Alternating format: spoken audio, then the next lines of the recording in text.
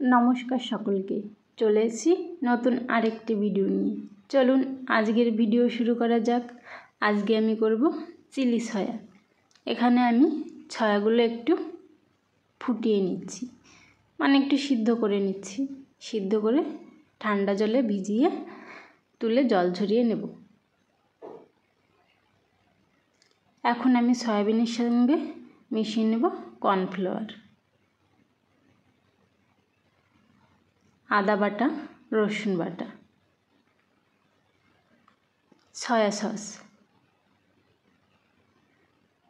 একটি ডিম ও জিরে গুঁড়ো। সব কিছু ভালো করে মিশিয়ে দিয়ে দেবো একটু গোলমরিচের গুঁড়ি।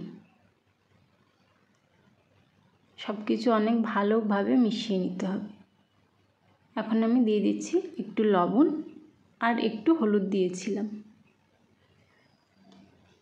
এখন আমি একটা সস দিয়ে ব্যাটার তৈরি করে নেব। এখানে আমি দিয়েছি tomato sauce, green chilli sauce, soya sauce. কড়াইতে দিয়ে দিয়েছি তেল। তেল গরম হলে সয়াবিনগুলো এক এক করে দিয়ে ভেজে নেব। সয়াবিনগুলো লাল লাল করে ভেজে নিতে হবে,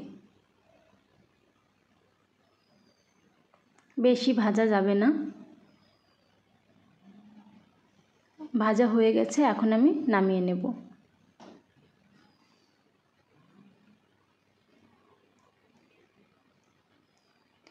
এখন আমি কড়াইতে দিয়ে দেব রসুন কুচি, কাঁচা লঙ্কা কুচি,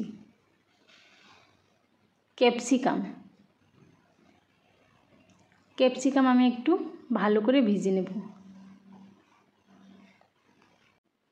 একটু লবণ দিয়ে দেব।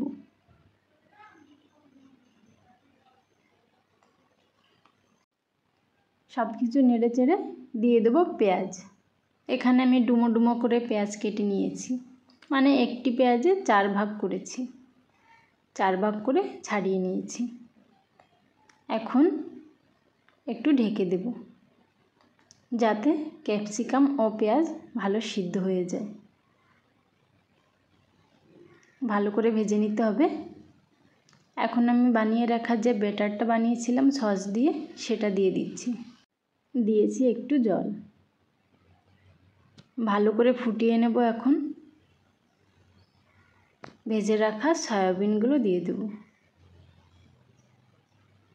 এখন একটু নেড়ে চেড়ে নামিয়ে নিলে হয়ে যাবে চিলি সয়া। আজকের ভিডিও কেমন লাগলো অবশ্যই জানাবেন। আর আমার পেজে নতুন হয়ে থাকলে পেজটিকে ফলো দিয়ে পাশে থাকবেন। আজকের মতো এই পর্যন্ত। দেখা হবে নতুন কোনো ভিডিওতে। বিদায় নিচ্ছি।